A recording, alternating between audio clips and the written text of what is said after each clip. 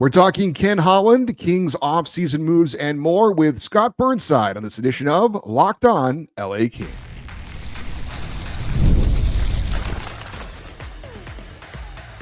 You are Locked On Kings, your daily podcast on the Los Angeles Kings, part of the Locked On Podcast Network, your team every day.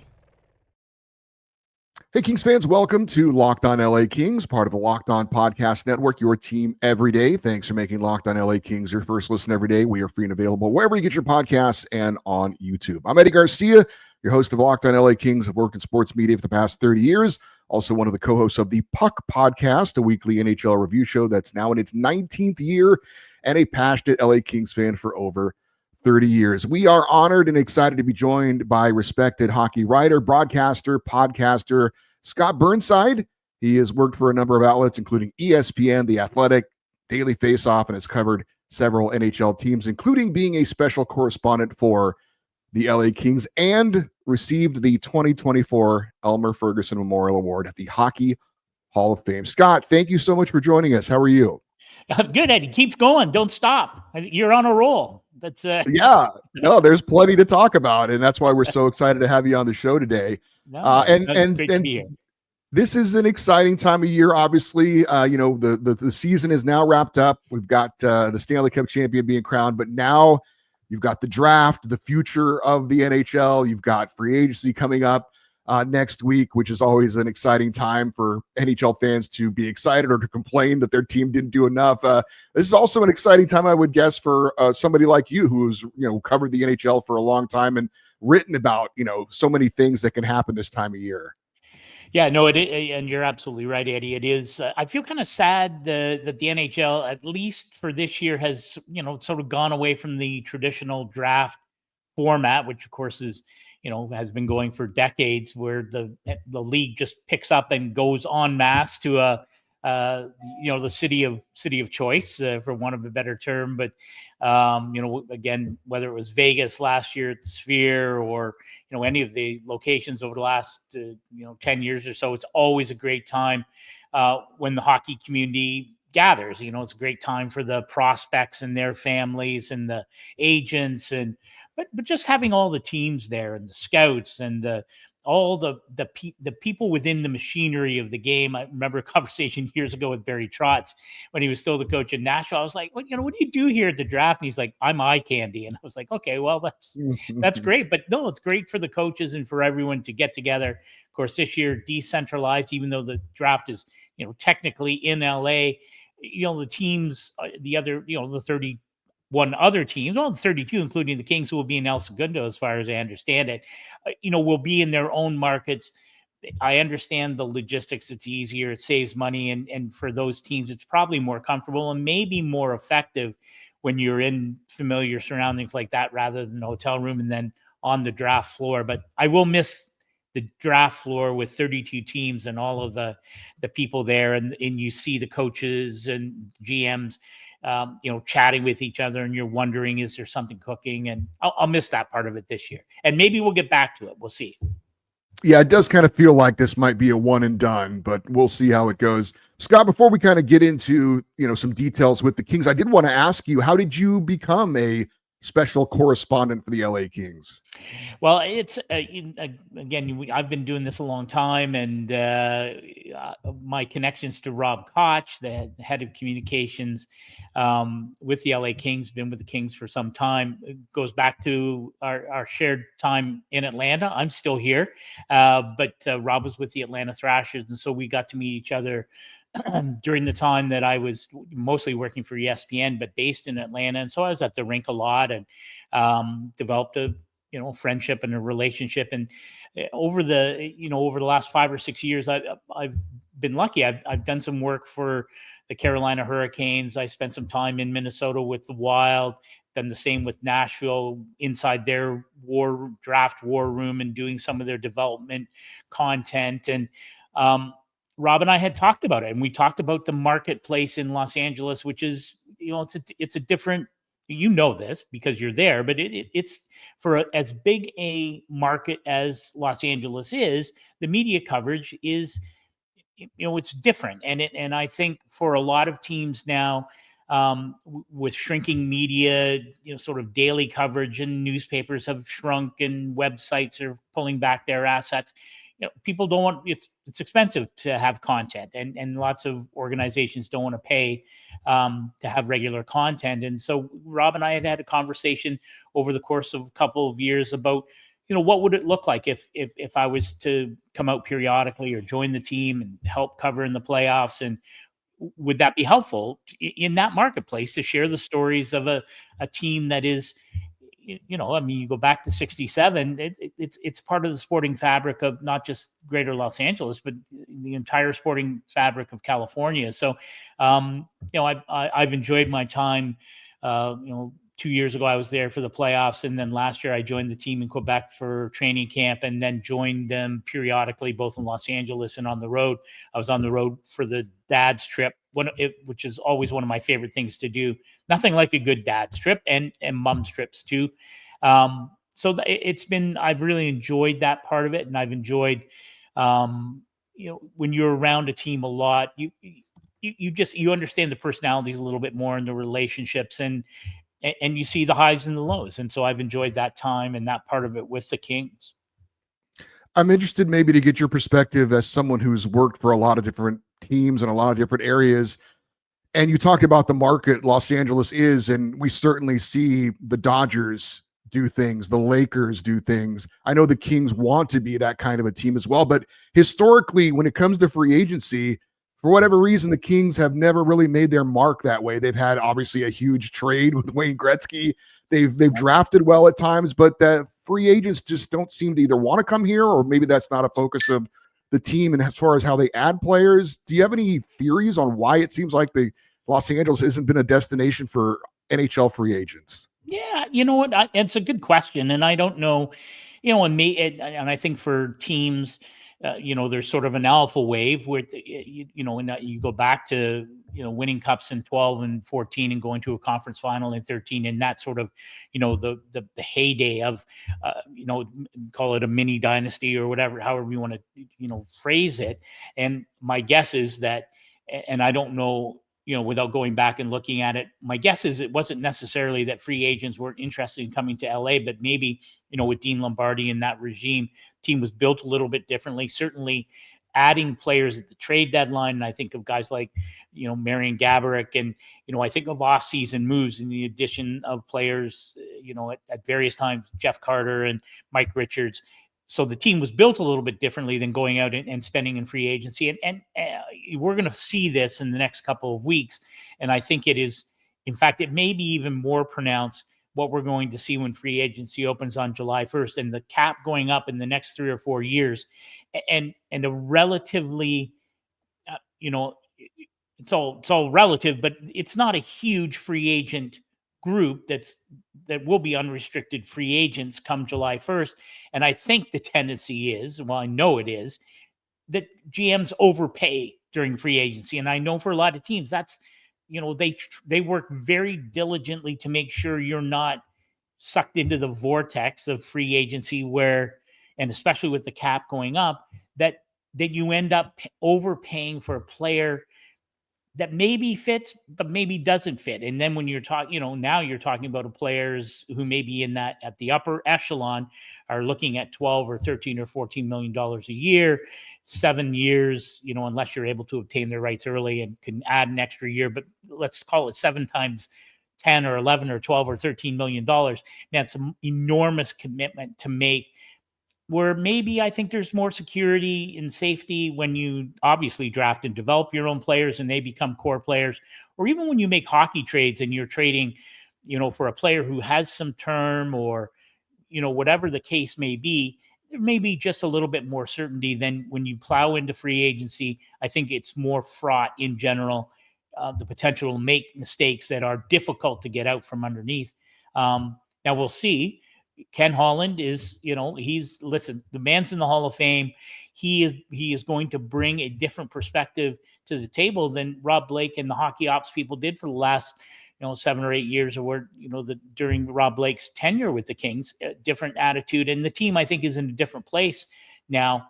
So it's going to be interesting to see how Ken Holland approaches all this. We'll have this conversation.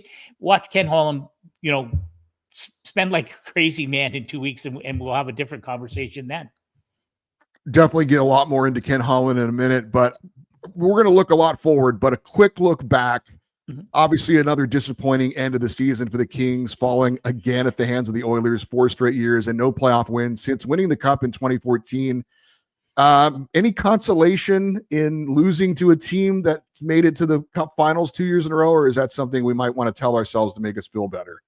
Yeah, I don't think there are any sort of pyrrhic or moral victories by having been the team that gave the Oilers the hardest time before they met the Florida Panthers in the Stanley Cup final.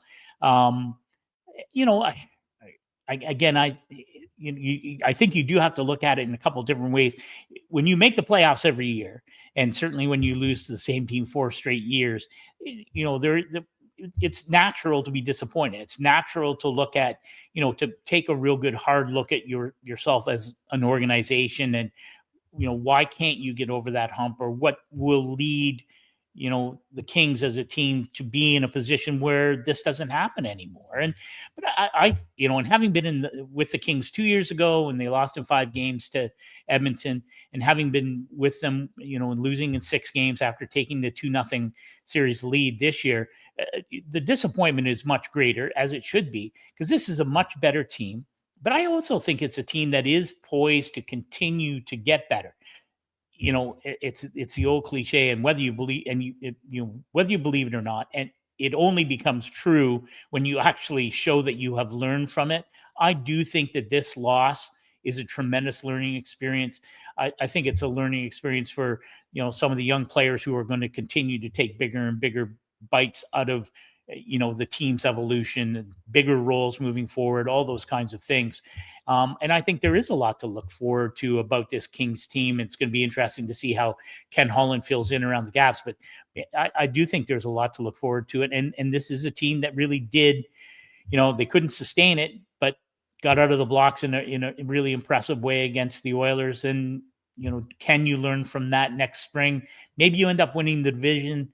Maybe you don't have to worry about playing the Oilers till, maybe you don't even have to play them, depending on how it goes. So, but the bottom line is this was disappointing. It was a series Kings let get away from them. They're very close, a matter of seconds, literally, from going up 3-1 and coming home for Game 5, and you don't get the job done. So, yeah, I think it's, and it's good to have some introspection and some reflection on, how that happened. All right, we've mentioned his name a couple of times. We're going to get into Ken Holland, what his plan may be next for the Kings. We'll do that next here on Locked On LA Kings, your team every day. Looking for a snack that is both delicious and nutritious? Crack into a good source of protein with Wonderful Pistachios. Wonderful Pistachios is one of the highest protein nuts. Each 1-ounce serving has 6 grams of protein, giving you your 10% of your daily value. Plus, they're packed with fiber and better for you unsaturated fats to help you keep feeling fuller longer. It's the perfect grab-and-go snack for busy days, whether you're snacking at your desk or on a road trip, or just need a quick protein boost. And if you love cracking open every shell for that satisfying crunch, the in-shell options are a classic favorite. Wonderful Pistachios is a complete protein, providing all 9 essential amino acids, whether you're running between meetings or dropping off the kids. Wonderful Pistachios is a snack that works as hard as you do. So get snacking and get cracking with the snack that packs a protein punch. Visit wonderfulpistachios.com to learn more. All right, we continue with hockey writer Scott Burnside, former president of the Professional Hockey Writers Association. And Scott, I know you covered the Detroit Red Wings once upon a time, saw a couple of Stanley Cup winners there in Hockey Town, and Ken Holland was the GM of the Red Wings and now the GM of the LA Kings. As you mentioned, obviously in the Hockey Hall of Fame, well accomplished. What did you think when you heard that Ken Holland was going to be the next GM of the Kings? Yeah, I thought it was an interesting decision. And I know, having known Rob Blake for a long time, covered him as a player, and having seen him in his role as GM, I know the decision for the Kings to part ways with Rob, and for Rob to part ways with the Kings, wouldn't have been, you wouldn't come to that decision without a lot of heartfelt conversation. And the relationship with Luc Robitaille and Rob Blake. So these things this was not a knee-jerk kind of thing. And so, and I think there had been, Rob Blake's done, talk about Hall of Fame. I mean, he's done, all you could hope to accomplish in your hockey life. Still got a young family. So again, I wasn't all that surprised. Again, disappointing end. It was as disappointing for Rob Blake as it was for anyone else connected to that organization, maybe more so. So I wasn't all that surprised that the decision was made from both sides. Hey, we're going to, this relationship's, we're going to go in different directions. And then I knew my sense of, with Ken Holland leaving Edmonton at the end of a year ago, and, it just seemed, his name had come up, maybe Columbus, different organizations, maybe looking for a, head of hockey ops as a, more senior role, maybe with a younger GM. His name was out there with a lot of discussion. And I think that speaks to the idea that it wasn't maybe really truly the end for Ken Holland when he left the Edmonton Oilers, and the same kind of thing, right? It was just a decision. Hey, I'm going to move on. I'm not sure what I'm going to do next. Maybe retire, maybe not.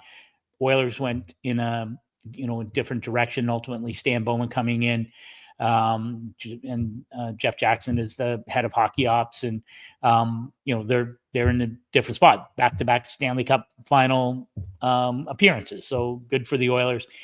And I thought it was interesting that the Kings were a place that Ken Holland wanted to be. And I think that's maybe the perspective that's important, is that, Ken Holland, given his resume, given his profile and how well he's regarded within the hockey world, the fact that Ken Holland sees the LA Kings, a team he has seen very closely, as we know, right? Playing in the same division, playing each other in the playoffs for, the 3 straight years that he was there.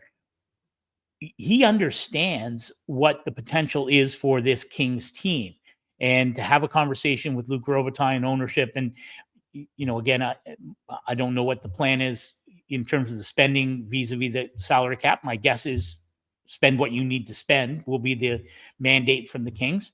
Look at me speaking for ownership. But again, I think that says something about where the organization is at on so many different levels. Obviously knew Jim Hiller from his days in Detroit when Jim Hiller was on Mike Babcock's staff.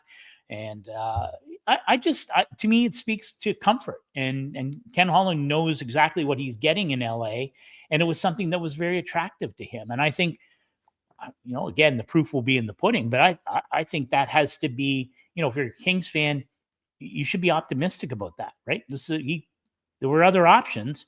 The fact he's in LA suggests to me, and he's a man who sees the picture clearly on how you ascend from not just being a playoff team, but how you can be a legitimate Stanley Cup contender. And maybe, he's been at the very top when it actually happens, when you fulfill those dreams.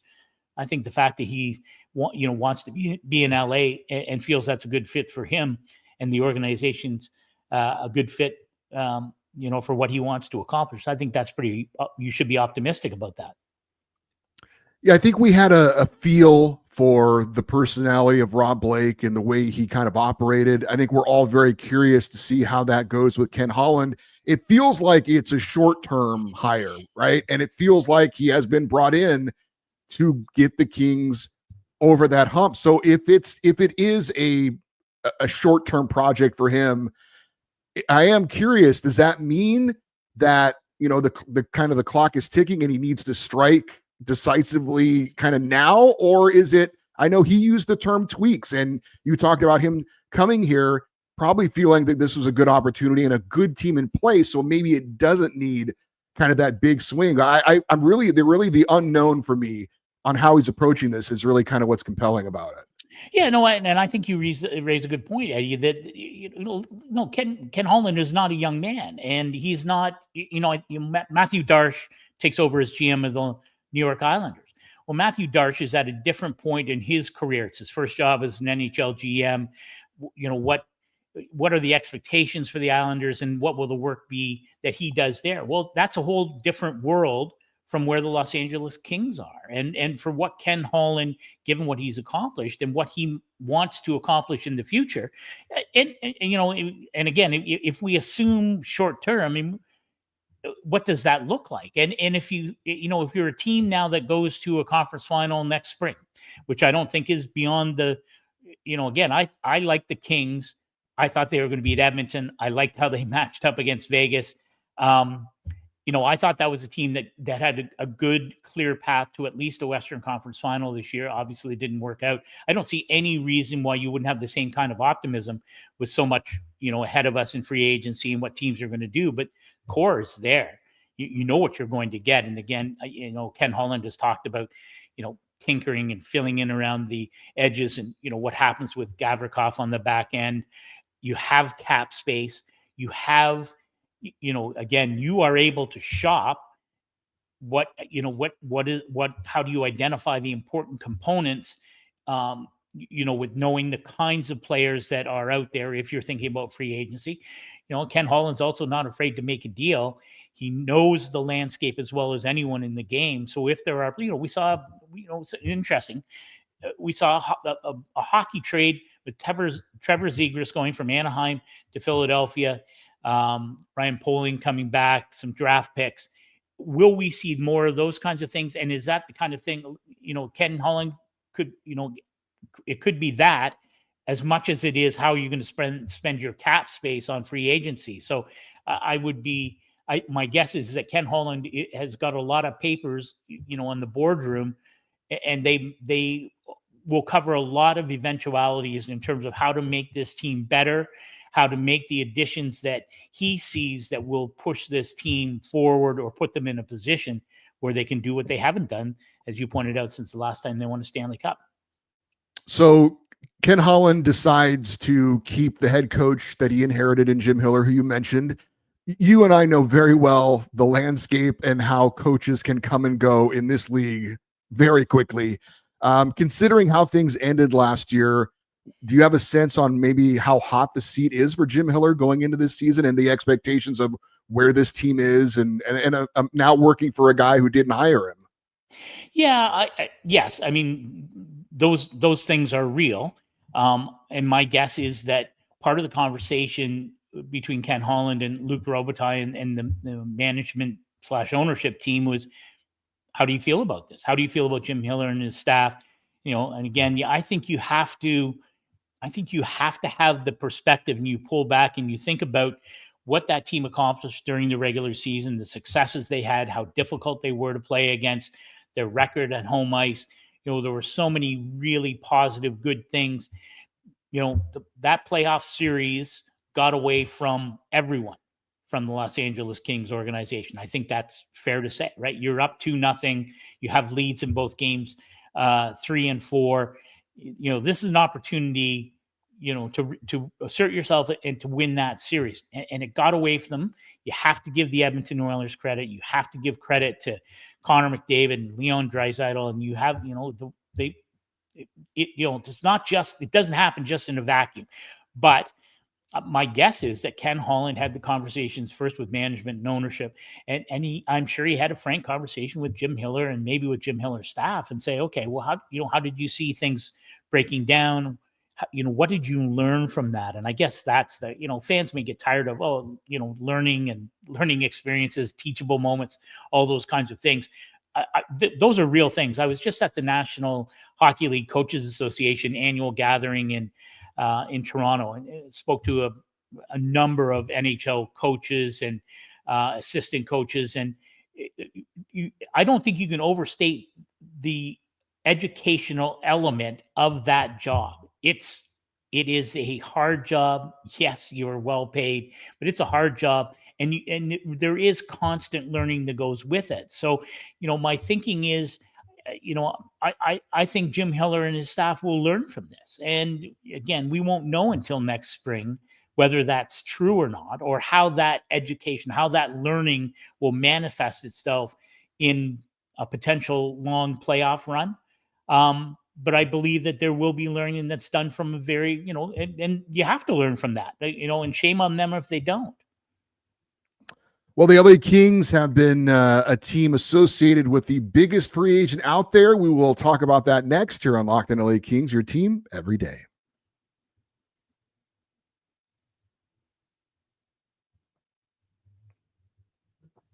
We're wrapping it up with longtime hockey writer Scott Burnside. He's been a special playoff correspondent for the LA Kings. You can follow him on X and Twitter at Overtime Scott B. So we've talked about Ken Holland as the new GM, Jim Hiller, the head coach. There is the biggest name out there in free agency is Mitch Marner, and the Kings have been mentioned as a possible destination for Mitch Marner. Any thoughts on the Kings actually landing maybe the biggest free agent available this offseason? Yeah, no, I think it's good. I think it's fascinating. Having covered the Leafs for a couple of years, I think I have a sense of the, that marketplace in Toronto. It's its own beast there, and it will be interesting. It's going to be interesting on so many fronts. With Mitch Marner seemingly, at the end of his tenure with the Leafs and a team that, not unlike the LA Kings, during the recent, the Austin Matthews era, for want of a better term, able to win just two playoff rounds. It's the only two they've won since 2004. That's the expectations there are always high.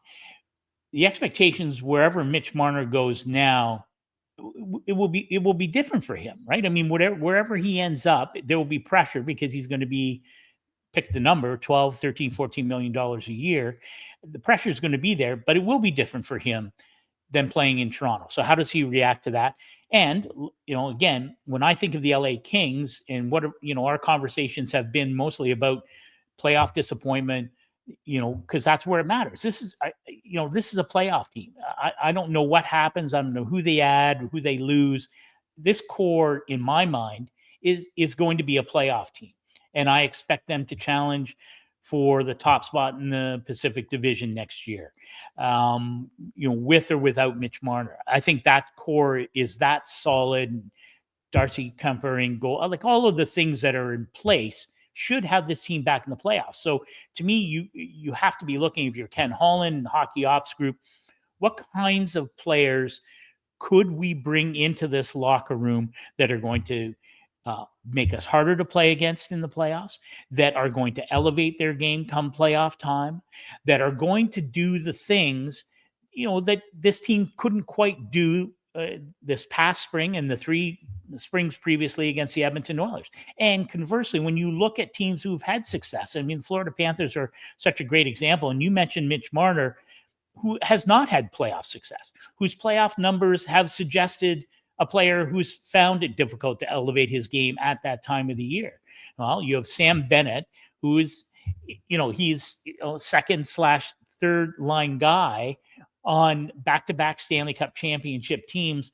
But is there a player who more accurately illustrates what you mean when you talk about playoff ready, elevating your game, rising to the occasion, being, the ultimate, sort of playoff warrior? Sam Bennett is that guy. So again, they are different players, but I think a lot of people will be looking at you've got Sam Bennett, who's an unrestricted free agent. You've got Mitch Marner, different players, all those kinds of things.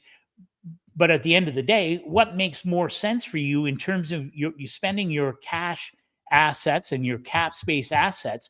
What player helps you achieve your goals of having long playoff runs more?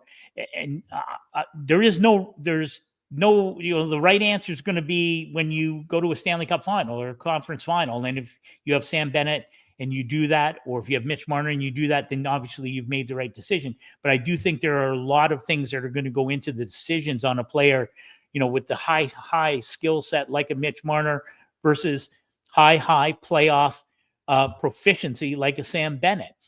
Where do the Kings fall? To me, they're kind of the polar opposites. And then, in between on other players who may be available either through free agency or via trade, how do they fit into your system, into the Kings way of playing? And ultimately, how do you imagine them helping you get over the hump next April, May, and June. And I think that's going to be one of the great things to watch unfold in the coming days and weeks for the Los Angeles Kings and of course all the other teams in the NHL who are aspiring to the exact same thing, right? Other than Florida, everyone else has walked away from the season going, geez, how do we get better? How do we not have this feeling of disappointment? So Kings are no different than that. And the expectation should be high because it's a really good team. And people should be asking hard questions about how do you take that next step and who comes in that helps you do that when it matters most. Scott, one more question for you. Kings captain Anze Kopitar is going into the final year of his contract. This will be his 20th NHL season. He's still productive. He had 67 points this year, but it's hard not to wonder if maybe the greatest LA King of all time might be going into his final season. Just wondering, he won the Lady Byng again this year. Just what are your thoughts on the career of Anze Kopitar? Yeah, it's kind of sobering to think that this could be it. And Anze Kopitar has been, again, never say never. Team has a tremendous playoff run next spring. Maybe it's not time for him. The great thing for him is he's going to be able to call his own shots. He's going to be able to, knock on wood, go out on his own terms. I have zero in my, I'm not breaking any news. He's a first ballot Hall of Famer. So 3 years after he decides to retire, he's going in the Hall of Fame. His number will be retired by the Kings. I can say that with pretty great certainty. And he's been an exemplary leader there. And it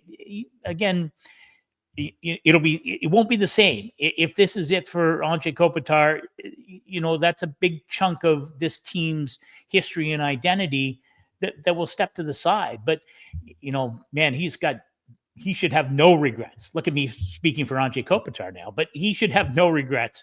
And I applaud whatever decision he decides to make at the end of, this upcoming season.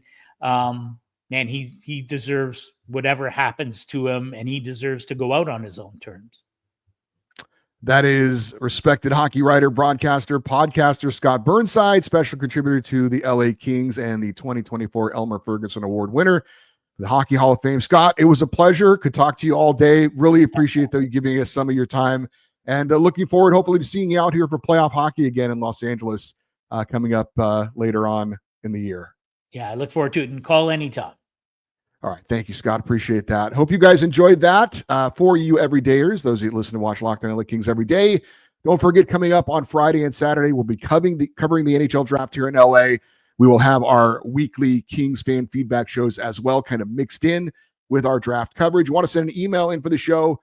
It is lockedoneddie@gmail.com, EDDIE. We always welcome your comments if you're watching on YouTube in the comment section. And stay connected with the show on social media, X, Twitter, Instagram, TikTok. We're at Locked On LA Kings. I'm Eddie Garcia. Thank you for listening and watching Locked On LA Kings, part of the Locked On Podcast Network, your team every day. Have a great rest of your day. We'll talk to you next time. And as always, go Kings, go.